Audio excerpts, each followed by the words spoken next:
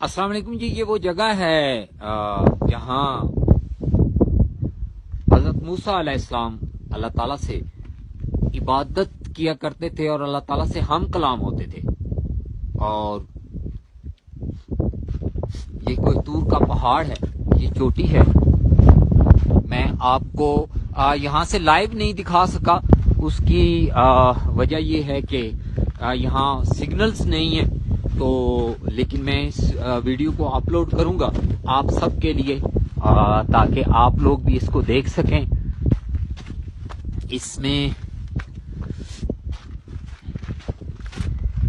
یہاں یہ ایک مسجد ہے اور اس کے ساتھ میں آپ کو وہ جگہ بھی دکھاتا ہوں جہاں حضرت موسیٰ علیہ السلام عبادت کیا کرتے تھے.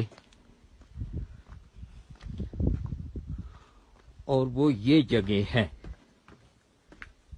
یہاں حضرت موسیٰ علیہ السلام عبادت کیا کرتے تھے. اس کے بالکل سامنے جو پہاڑ نظر آ رہا ہے آپ کو، وہ سینٹ کیتھرین ہے.